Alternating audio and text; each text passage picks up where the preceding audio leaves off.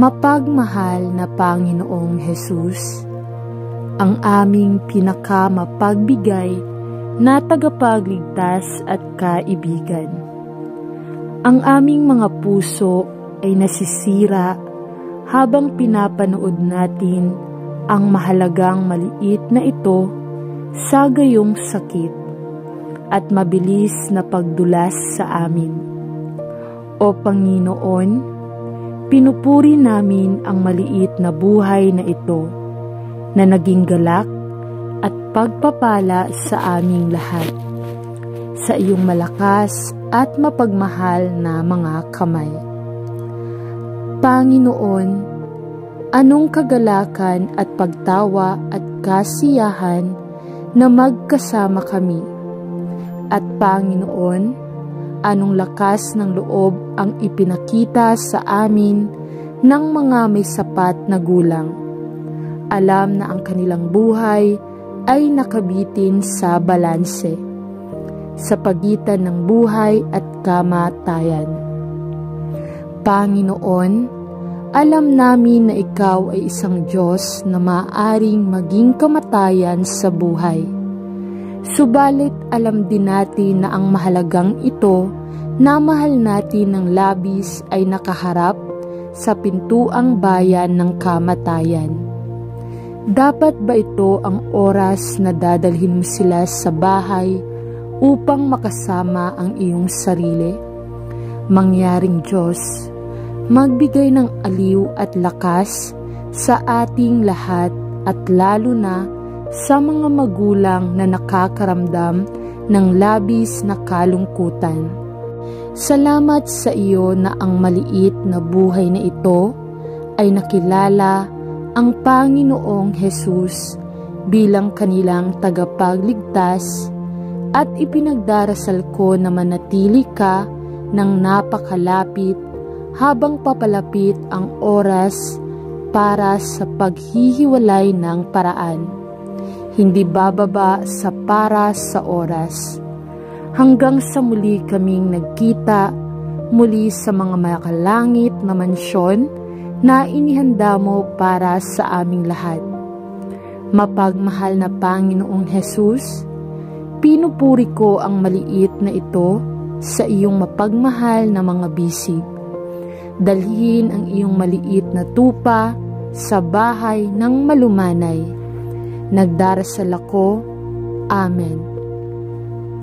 Mahal na makalangit na Ama, mahal kong kaibigan na mas malapit sa akin kaysa sa isang kapatid, ay mabilis na papalapit sa oras na tipunin mo sila sa iyong mga bisig at dalhin sila sa bahay ng ligtas, sa langit na baybayin.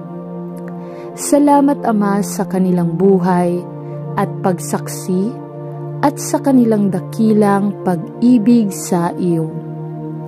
Salamat po sa paghihikayat na ibinigay nila sa maraming mga taon at para sa mabait na espiritu na minarkahan ang paraan ng kanilang paglalakad. Panginoon, alam ko na ang kanilang isang kagalakan at kasiyahan ay ang makasama mo magpakailanman. Ngunit nangangahulugang ito na maiiwan tayo dito. Alam kong hindi tayo magdadalamhati habang ang mundo ay nagdadalamhati, sapagkat ang aming pag-asa at tiwala ay nasa iyo. Ngunit alam kong lahat tayo ay makaligtaan ng sobra. Mamimiss ko sila ng labis na Panginoon, sapagkat sila ay naging isang matamis na samyo sa aking buhay, at ang buhay na napakaraming kasama nila. Palakihin ang mga ito sa iyong pag-ibig, mahal na Panginoon, at ipinagdarasal ko na sa tamang oras ay ipikit nila ang kanilang mga mata sa mundong ito sa huling pagkakataon lamang upang buksan ang mga ito upang makita ka. Paano ako sumasamba sa iyo para sa lahat ng iyong kabutihan at mapagmahal na kabaitan. Salamat sa iyo, Ama, sa pribilehiyo na magkaroon ng tulad ng isang banal na kaibigan sa sobrang dami ng aking buhay. Sa iyong mga kamay, pinupuri ko ang mahalagang ito, mahal kong kaibigan na mas malapit sa akin kaysa sa sinumang kapatid. Sa pangalan ni Jesus ay nagdarasal ako. Amen.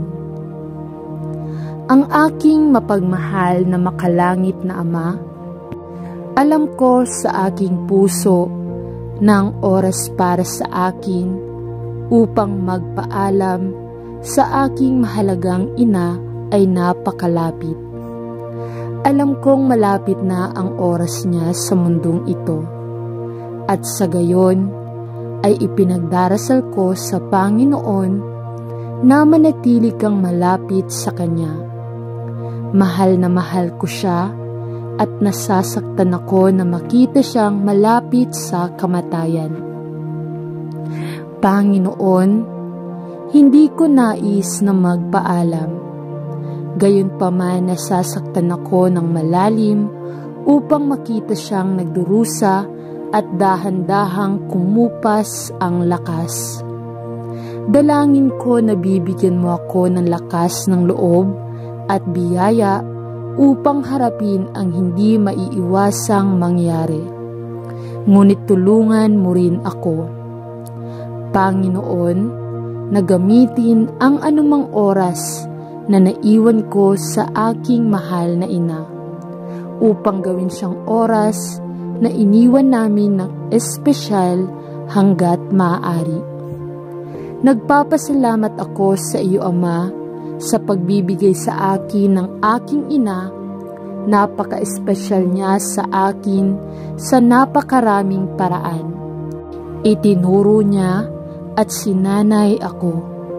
Itinuwid ako at tinulungan ako, at laging nandoon para sa akin kapag kailangan ko.